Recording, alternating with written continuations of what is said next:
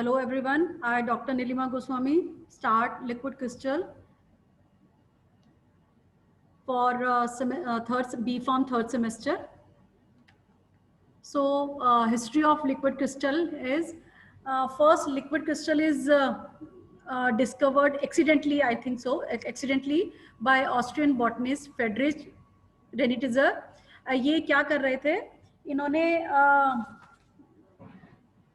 कोलेस्टेराइल benzoate जो है उसको हीट किया 145 डिग्री सेंटीग्रेड पर, तो उसमें एक सॉल्यूशन फॉर्म हुआ, वो टर्बिड सॉल्यूशन था. अगेन उन्होंने हीट किया उसको 179 डिग्री सेंटीग्रेड पर, तो that is convert into clear solution. तो ये माना गया कि जो भी सॉलिड फॉर्म है वो सॉलिड फॉर्म अगर उनको हम हीट करते हैं या उनके टेम्परेचर में वेरिएशन करते हैं तो that should be converted into next state. और कुछ ऐसा होती हैं जैसे हमने सपोज सोडियम क्लोराइड को मेल्ट करते हैं एट 1074 केल्विन पर, that is converted into clear liquid. But some of matters ऐसे हैं जो डायरेक्ट क्लियर लिक्विड में कन्वर्ट नहीं होते हैं, वो एक टर्बिड या एक मीसो फेस में, एक इंटरमीडिएट फेस में रहते हैं. उसके बाद जब उसका टेम्परेचर हम एनहांस करते हैं, क्योंकि हम बात कर रहे हैं मेल्टिंग पॉइंट की, तो मेल्टिंग पॉइंट में क्या होता है कि अगर हम कोई सॉलिड को जब हम उसको हीट करते हैं तो वो फेस जहां पर वो सॉलिड को छोड़ के लिक्विड में कन्वर्ट होना शुरू होता है, that is called melting point. लेकिन in case of some matters, ये जो जैसे कोलेस्ट्रॉल बेंजोएट था, तो उसको जब हमने मेल्ट होना शुरू हुआ तो that is convert into liquid, और वो टेम्परेचर था 145 डिग्री सेंटीग्रेड. और हमने जब उसको और उसने और ज्यादा उसको हीट किया तो वो क्लियर सॉल्यूशन में कन्वर्ट हो गया एट 179 डिग्री सेंटीग्रेड. तो ये एज्यूम किया गया कि सॉलिड और लिक्विड के बीच में एक स्टेट होती है जिसको हम लिक्विड स्टेट कहते हैं, लिक्विड क्रिस्टल स्टेट कहते हैं. तो intermediate between the solid and liquid state. तो ये हम लोग स्टडी कर चुके थे कि substance is in quite different state of matter at the same time, and the amount of heat required to cause phase transition is called latent heat. यहाँ पे जो कोलेस्ट्रॉल स्टीरेट था, इसको हमने अभी बात की थी कि in case of cholesterol stearate और myristate, latent heat of solid to liquid crystal से 65 कैलोरीज पर ग्राम. और ये जो कोलेस्ट्रॉल स्टीरेट है that is converted into clear liquid, मतलब लिक्विड में कन्वर्ट हो जाता है 145 डिग्री सेंटीग्रेड पे, which is turbid solution, and at 179 degree centigrade is convert into clear liquid. So अब हम इसको थोड़ा सा मैं इलैबोरेट कर देती हूँ आपको कि हम कैसे इसको और एक्सप्लेन कर सकते हैं. हमने ये भी स्टडी किया था कि जो ये लिक्विड क्रिस्टल्स हैं, इसको हमने कुछ कैटेगरीज में डिवाइड किया था कि डिफरेंट फेसेस थे हमारे इसके लिक्विड क्रिस्टल्स के. एक था मीसोफेस. मीसोफेस हमने अभी यही बताया कि सॉलिड और लिक्विड के बीच में जो एक इंटरमीडिएट है जिसको हम लिक्विड क्रिस्टल्स बोलते हैं, दैट इज नोन एज मीसोफेस. और अगर हम इसको लिक्विड क्रिस्टल को कैटेगराइज करें तो हमारी लिक्विड क्रिस्टल को क्लासीफाई किया जा सकता है 3 कैटेगरी में. पहला है निमेटिक, दूसरा है smectic, and third one is nematic, smectic and cholesteric phase, जिसको हम कोलिस्टेरिक फेस जो है वो बात करते हैं, जिसको मीसोफेस भी बोलते हैं. तो ये हमारे 3 फेसेस थे, nematic phase, smectic phase and cholesteric phase. इस कोलिस्टेरिक फेस को अब मैं आपको इसको बताती हूँ. ये देखिए यहाँ पे निमेटिक फेस. ये जो निमेटिक फेस है, दैट निमेटिक फेस अगर हम देखें तो इसका जो ग्रीक वर्ड है वो है निमेटिक, और that is a thread like structure. और ये हमें ऐसा दिखाई देता है जैसे स्पेस में आपने कुछ थ्रेड जैसी चीजें लटका दी हो, तो वो, और इनका कोई इनका जो फेस है ना, जो अगर हम ये एज्यूम करें कि जो हमारे लिक्विड क्रिस्टल्स हैं, इन लिक्विड क्रिस्टल्स का जो शेप है वो ये ओवल और रॉड लाइक शेप है. और ये इनका जो nematic, in case of nematic phase, इनका कोई पोजिशनल ऑर्डर नहीं होता है. There is no positional order in nematic case. और ये लॉन्गिट्यूडनल है सब, इनका कोई पोजिशनल ऑर्डर नहीं है, लेकिन इनका पॉइंट जो है वो सेम डायरेक्शन में है. But in nematic phase there is a point in same direction, और ये सबके सब वर्टिकल हैं. इनका कोई पर्टिकुलर ऑर्डर नहीं होता है. जैसे एक अभी ऐसे है, दूसरा जैसे एक ये ऐसे है, ये एक रॉड दूसरा इसके बराबर में आ जाएगा ऐसे करके, तीसरा फिर ऐसे आ गया, फिर एक ऐसे आ गया, इसका कोई पोजिशनल ऑर्डर नहीं होता है। तो there is no positional order of that crystals. तो यहाँ पे हम ये मतलब ये बोल सकते हैं कि in nematic phase they are the thread like structure and there is no positional order, all are in point is in the same directional and it is vertically arrange होते हैं और no इसका कोई particular order नहीं होता है। और इनको अगर हम normally बोले that are known as anisotropy, क्योंकि इनका कोई particular order नहीं है। देन हम बात करते हैं इनकी, ये है हमारे सिमेटिक फेज। जो सिमेटिक फेज है, इस सिमेटिक फेज का नाम दिया गया है सोप लाइक स्ट्रक्चर। तो सोप, इसको जो सिमेटिक का जो ग्रीक वर्ड है दैट इज मींस सोप, तो ये सोप लाइक स्ट्रक्चर है। और यहाँ की जो अरेंजमेंट है, ये अरेंजमेंट हमारा ऐसा है कि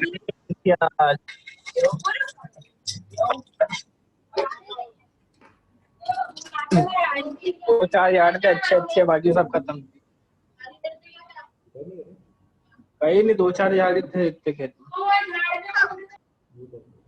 ठीक है, ये अरेंजमेंट हमारा ऐसा है कि इसमें जो अरेंज है हमारे पार्टिकल्स, सपोज एक ऐसा पोजिशनल ऑर्डर है तो दूसरा बिल्कुल उसके पास में ऐसे पोजिशनल रहेगा। ठीक है, यानी कि एक के साथ एक अलाइंड है, और अगर इसके साथ जब दूसरा होगा यानी कि वर्टिकल है तो सारे एक फेस में वर्टिकल होंगे, और अगर टिल्टेड है तो सारे इस टाइप से टिल्टेड होंगे। अगला फेस इस टाइप से टिल्टेड होगा, नेक्स्ट होंगे तो वो इस साइड से होंगे। दैट मीन्स कि इसकी जो ऑर्डर होता है वो एक वर्टिकल ऑर्डर होता है। तो इस वर्टिकल ऑर्डर में वो या तो ऐसे हैं, वो इस टाइप से है या इस टाइप से है, यानी कि इनका एक पोजिशनल ऑर्डर है और that's all are vertical in shape.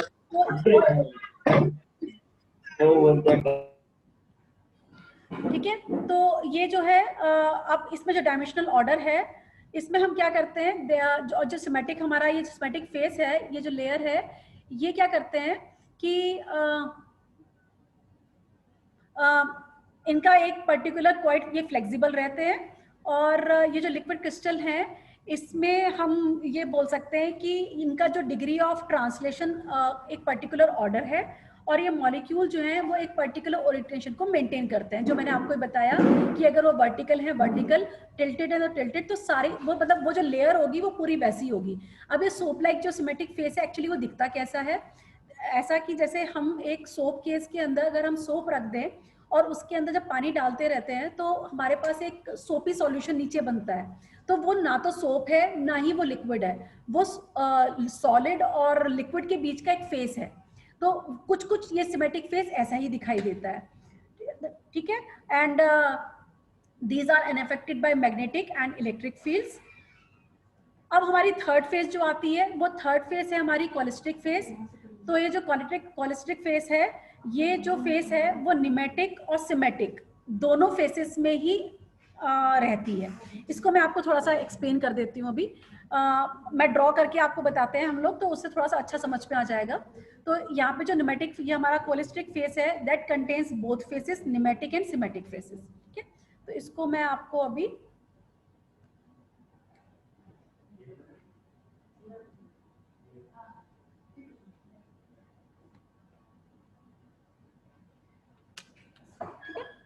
तो जैसा कि अभी हम लोग बात कर रहे थे, ये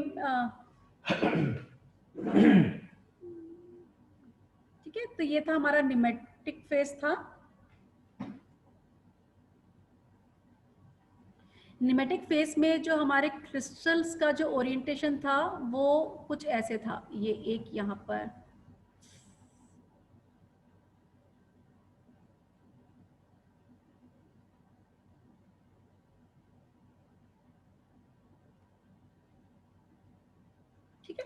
तो इन फेसेस में कोई पर्टिकुलर ऑर्डर नहीं है, जस्ट, लेकिन इसमें कंडीशन क्या है कि इनकी जो पोजीशन है वो सब एक ही साइड पे है, मतलब मींस कि पॉइंट इन सेम डायरेक्शन, सब वर्टिकल है, बट इनका कोई एक पर्टिकुलर कोई अरेंजमेंट नहीं है, ना ही कोई पोजीशन का अरेंजमेंट है, ना ही कोई इसका पर्टिकुलर अरेंजमेंट है। तो these are known as nematic phase. और ये थ्रेड लाइक स्ट्रक्चर है, और ये ऐसा हम इसको देख सकते हैं जैसे स्पेस में थ्रेड्स लटके हुए हों तो ये वैसा दिखाई देता है इन माइक्रोस्कोप, तो इसका नाम नेमेटिक रखा गया। Nematic is a Greek term which means thread. Second था हमारा सिमेट्रिक फेस। तो सिमेट्रिक फेस में अगर हम बात करें तो अगर हम देखिए सिमेट्रिक फेस की हम बात करते हैं तो हमारे पास सपोज ये एक अलाइन होता है, तो अलाइन में अगर हम लोगों के लिक्विड क्रिस्टल्स की शेप अगर ऐसी है तो सब ऐसी रहेंगी, यानी दैट मीन्स कि इनका एक डिग्री ऑफ ट्रांसलेशन ऑर्डर होता है और इन मॉलिक्यूल का जो ओरिएंटेशन है, ओरिएंटेशनल ऑर्डर भी मेंटेन रहता है। ठीक है, अब सपोज इसकी सेकंड लेयर है, ये लेयर फॉर्म में हम बोल रहे हैं, अगर लेयर फॉर्म में है तो सेकंड लेयर अगर इस टाइप से अरेंज्ड है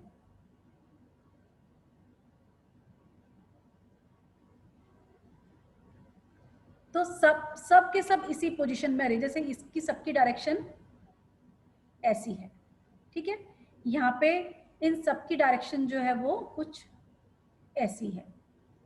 इसके बाद अगर हम नेक्स्ट लेयर की बात करें तो नेक्स्ट लेयर हमारी ये है।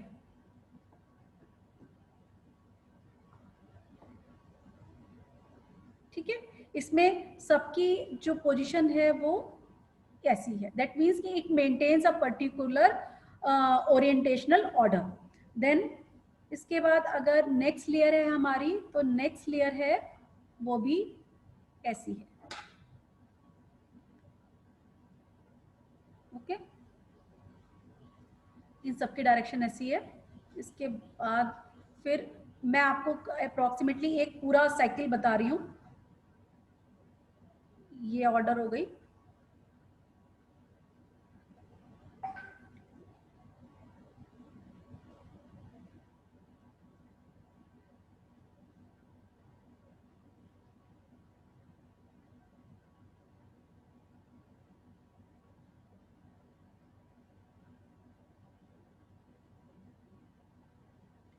अब हम एज्यूम करते हैं that is layer A, B, C, D, E, F, G. Suppose ये हमारी लेयर्स है। ओके, इनका सबका एक पोजिशनल ऑर्डर है। इसका पोजिशनल ऑर्डर ये है, इनका पोजिशनल ऑर्डर ये है, इसका पोजिशनल ऑर्डर ये है। ठीक है, तो ये जो हमारा सिमेट्रिक फेस है, ये सिमेट्रिक फेस में हमने बताया कि इनका डिग्री ऑफ ट्रांसलेशन ऑर्डर है, then molecule maintain orientational order हो गया है, और ये जो स्ट्रक्चर है सिमेट्रिक फेस में ये हमारा लेयर टाइप में रहता है। ठीक है, ये लेयर टाइप स्ट्रक्चर है। देन अब हमारी थर्ड फेस आती है। थर्ड फेस आती है कोलिस्टेरिक फेस।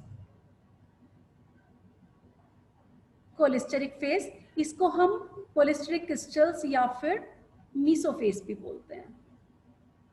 ओके, तो अब आप में यहाँ पे डिस्कस करते हैं। आप हमारा एक ये फेस है, इस फेस में हमारे सारे क्रिस्टल्स ऐसे हैं। ओके, नेक्स्ट फेस में हमारे सारे क्रिस्टल्स का अलाइनमेंट जो है, यानी कि ये अगर हम बात करें कि कोलिस्टेरिक फेस कैसा है कि अभी ये सारे ऐसे अलाइन हैं। ओके, अगले फेस पे हो सकता है ये ट्विस्ट कर जाएं, ये ऐसे हो जाएं। अगले फेस में ये ऐसे ऐसे हो जाए। दैट मीन्स कि जो कोलिस्टेरिक फेस है वो सर्कुलर या कायरल होता है और ये ट्विस्ट करता है, ये ट्विस्ट करते हैं। तो ये हम अभी जो ट्विस्ट कर रहे हैं ये एक पर्टिकुलर एंगल पे ट्विस्ट कर रहे हैं। जैसे ये अगर हमारा पहला एक लेयर ऐसा था तो दूसरा लेयर हमारा ये ऐसा हो गया है और एक पर्टिकुलर एंगल पे ये ट्विस्ट कर रहा है। अब ये वाला एंगल ऐसा था तो अगला एंगल जो है इसका ऐसा हो गया है, तो ये पर्टिकुलर एंगल पे ट्विस्ट किया। अब ये जो पर्टिकुलर एंगल है ये ऐसा था और अगला जो हमारा एंगल है वो ऐसा है, तो ये इस एंगल पे ट्विस्ट कर रहा है। तो ये पर्टिकुलर एंगल पे ये ट्विस्ट करते हैं। और अगर हम इनका ग्राफ देखें, जो हमारा ट्विस्टेड ग्राफ है, जो हमारा मीसोफेस है, दैट मीसोफेस, अभी हमें ये तो मालूम है कि that mesophase contains both nematic and smectic properties. और इसमें एक ये रोटेशनल या ट्विस्टेड बिहेवियर होता है। कोलेस्ट्रिक फेस में एक ट्विस्टेड फेस है जिसमें ये एक पर्टिकुलर एंगल पे ट्विस्ट करता है। और अगर हम इसको ग्राफिकली देखें तो ग्राफिकली में अगर मैं फर्स्ट लेयर की बात करूं, ये है हमारी layer A B C D. Layer A B C D की बात करें तो ये एक helical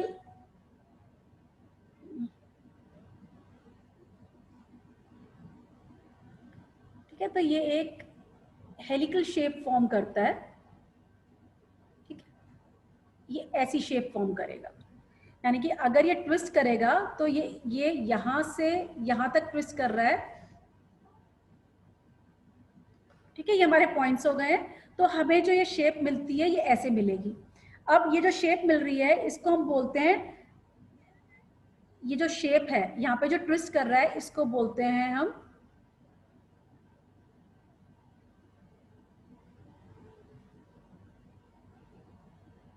twist is called pitch. This is called pitch. तो और ये जो पिचेस हैं हमारी, यानी कि ये ए टू जी के बीच में ये जो हमारी पिच आई है ये ए से लेकर के जी तक की पिच है। पहले ये ऐसे आया, उसके बाद ये ऐसे आया। ठीक है, तो ये ए से लेकर के जी तक की जो पिच है इसने हमें एक ट्विस्टेड एक पिच दिया है। इस पिच के बीच में एक पर्टिकुलर गैप है या एक लेंथ है, इस लेंथ को हम बोलते हैं वेवलेंथ। ठीक है, तो इसीलिए लिक्विड क्रिस्टल्स जो है वो हमें अलग अलग लिक्विड क्रिस्टल्स जो है हमें अलग अलग कलर्स देते हैं। तो हम इन्हीं कलर्स, इसकी जो ये जो इसकी प्रॉपर्टी है, इस प्रॉपर्टी को हम यूज करते हैं। ये प्रॉपर्टी, ये जो लिक्विड क्रिस्टल्स की जो प्रॉपर्टी है जो ट्विस्ट करती है अलग उसमें, तो ये अलग अलग कलर्स देते हैं। इसलिए ये एलसीडीज और डिफरेंट इलेक्ट्रॉनिक आइटम्स में यूज किए जाते हैं। फिर हमने लास्ट क्लास में एक बार डिस्कस किया था थर्मो टाइप जो थे हमारे, कि अगर आप उसमें टेम्परेचर उसका वेरिएट करते हैं, क्योंकि हमने यही बात की ना अभी कि सॉलिड से लिक्विड में जब हम कन्वर्ट करते हैं उसको हीट करके एट पर्टिकुलर टेम्परेचर, तो ये सॉलिड से लिक्विड में कन्वर्ट होता है। ये एक नेचुरल फिनोमिना है। लेकिन in case of liquid crystals solid के बाद एक फेस आता है जिसको हम बोलते हैं लिक्विड क्रिस्टल, और उसके बाद उसको और हीट किया जाता है तो वो कहलाता है लिक्विड। ठीक है, तो ये जो सॉलिड से लिक्विड के जो ये हमारा लिक्विड क्रिस्टल से जब सॉलिड्स में ये जो टेम्परेचर हमारा चेंज हो रहा है, ये चेंजेस हैं, इसको हम बोलते हैं मेल्टिंग पॉइंट। लेकिन अगर लिक्विड क्रिस्टल से लिक्विड में कन्वर्ट होता है तो इसको बोलते हैं clearing point, that is known as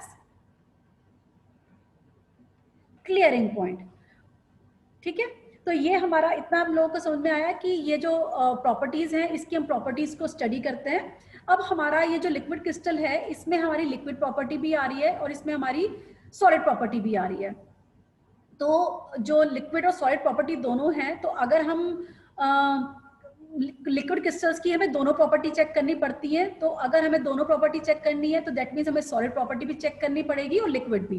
तो अगर हम सॉलिड प्रॉपर्टी चेक करते हैं तो हम उसकी ऑप्टिक प्रॉपर्टीज चेक कर रहे हैं लिक्विड क्रिस्टल्स की, और अगर हमें उसकी लिक्विड क्वालिटी चेक करनी है तो हम उसकी विस्कोसिटी भी चेक करते हैं, हम उसका फ्लो भी चेक करते हैं, हम सरफेस टेंशन भी देखते हैं। तो these are the liquid property. That means कि लिक्विड क्रिस्टल्स की हमें दोनों प्रॉपर्टी चेक करनी पड़ती है, सॉलिड भी और लिक्विड भी। ठीक है,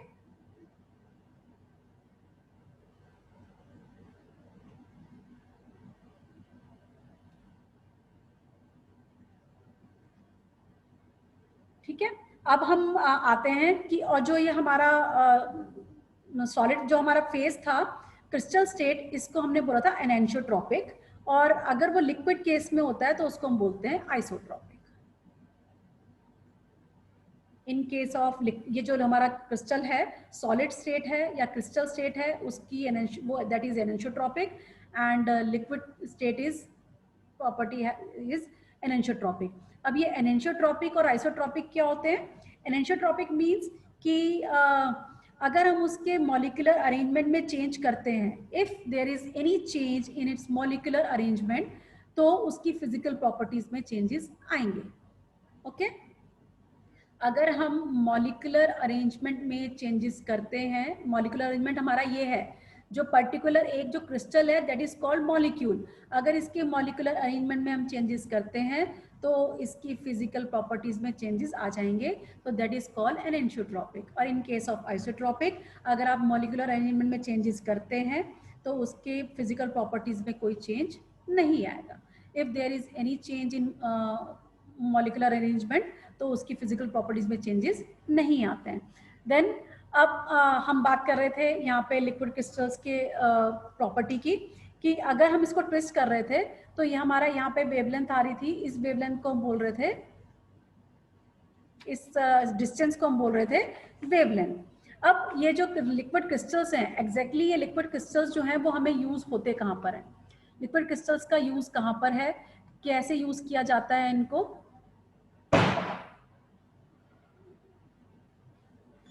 लिक्विड क्रिस्टल्स को यूज करने के लिए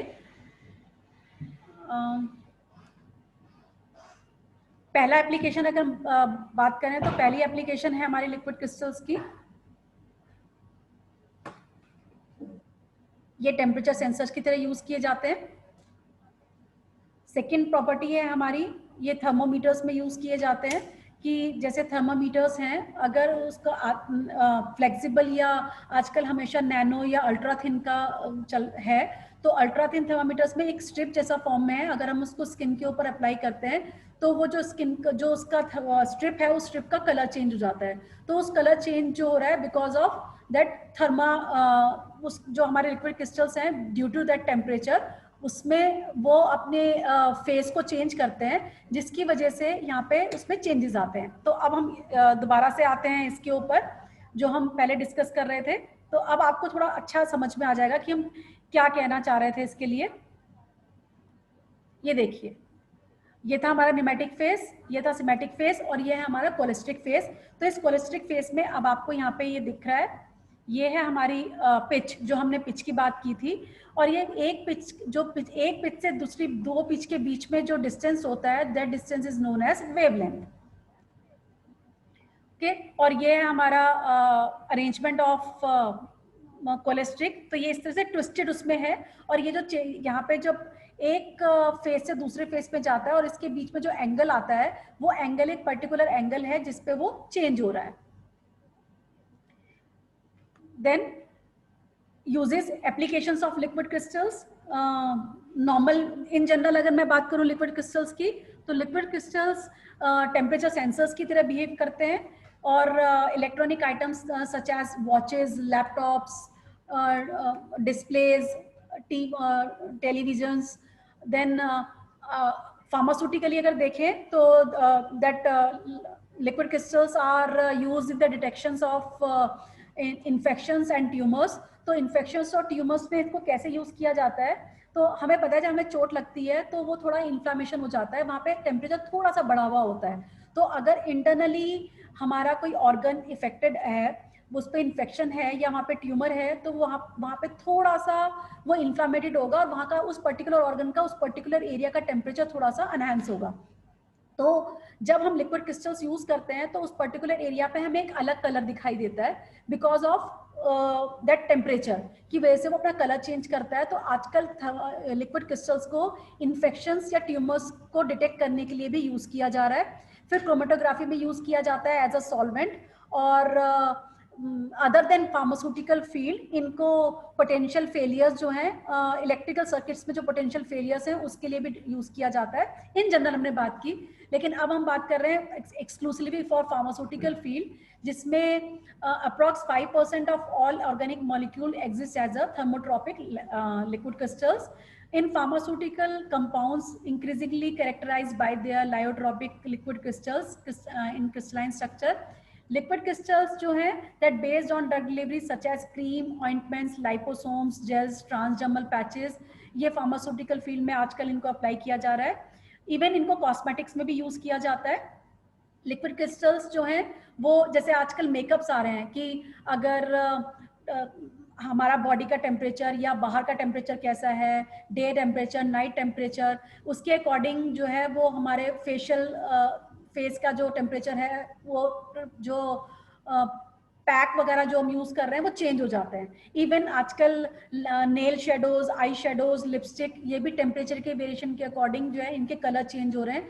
तो ये जो कलर चेंज है आफ्टर एप्लीकेशन ऑन बॉडी और कॉस्मेटिक, तो ये कोलेस्ट्रिक क्रिस्टल्स हैं। जैसे ही इनके ऊपर हम कोई टेम्परेचर चेंज आता है तो उसका नेल्स का, आई शेडोज और लिपस्टिक के केसेस में इनके कलर्स में थोड़े चेंजेस आ रहे हैं। The structures of these lyotropic, और ये वहाँ जो टेम्परेचर चेंजेस वाले जो लिक्विड क्रिस्टल्स है that are known as thermotropic liquid crystals which change with the body temperature resulting in the required color effect. In recent times, these thermotropic cholesterol liquid crystals have been included in body care cosmetics. And in pharma industry, for example, nefoxidine hydrochloride, this is a cationic drug, has amphiphilic properties and give rise thermotropic and lyotropic liquid crystal structure. Then palmitoyl propanol hydrochloride is an amphiphilic derivative of beta blocker propanol hydrochloride, which forms symmetric type liquid crystal phase. It has been administered as liquid crystalline dispersion for cardiac problems.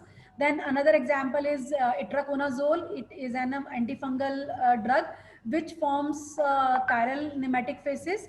Some of other examples of some molecular pharmaceutical which can forms liquid crystals are aspirin, phenorphin sodium, phenorphin calcium, phenobutylol sulfate, and methotrexate, folic acid, tobramycin. These are the examples, few examples of liquid crystals कि इनकी जो liquid crystal जो property है इसको हम अपनी pharmaceutical field में novel delivery system में हम use कर रहे हैं.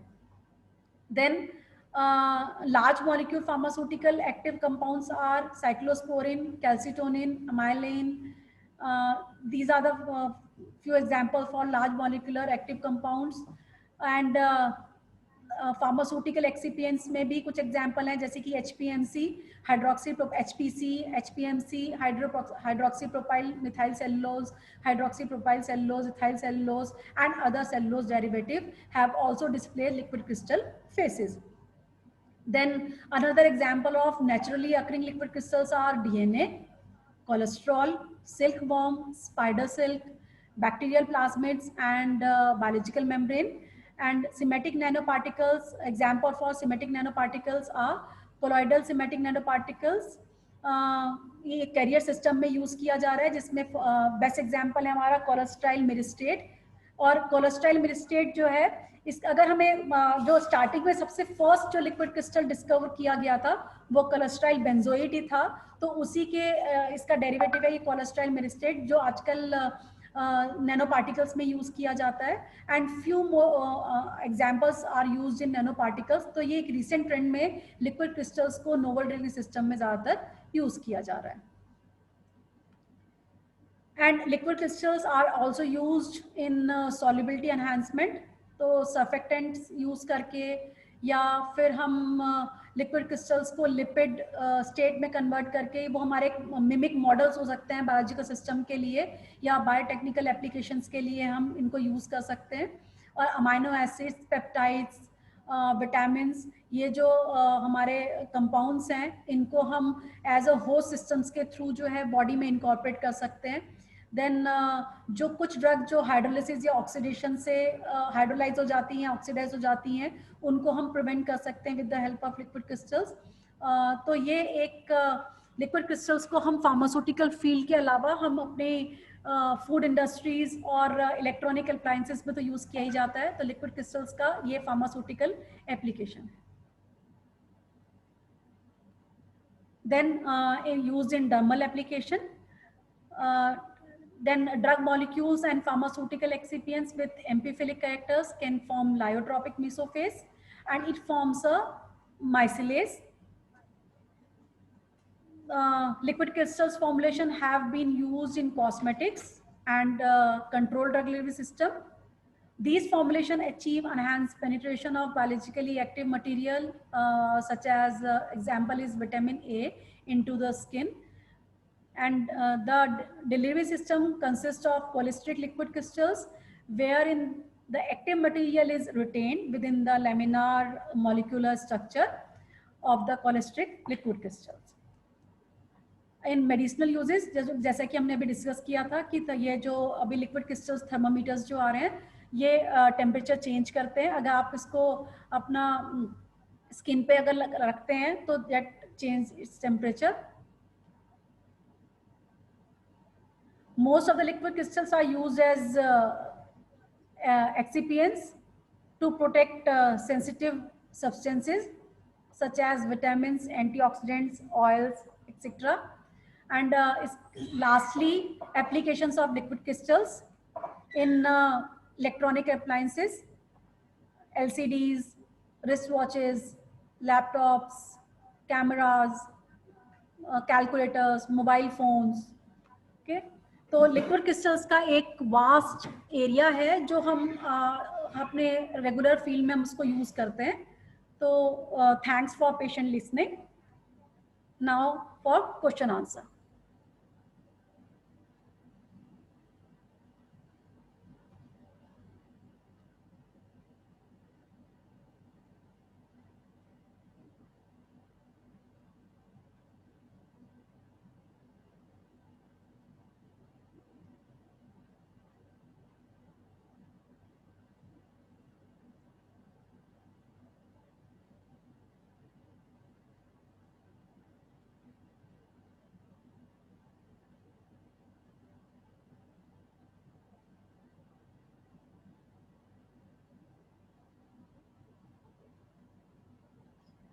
आप लोगों को कोई डाउट है तो आप अपने आप को अनम्यूट कर लो और फिर मुझसे क्वेश्चंस पूछ लो.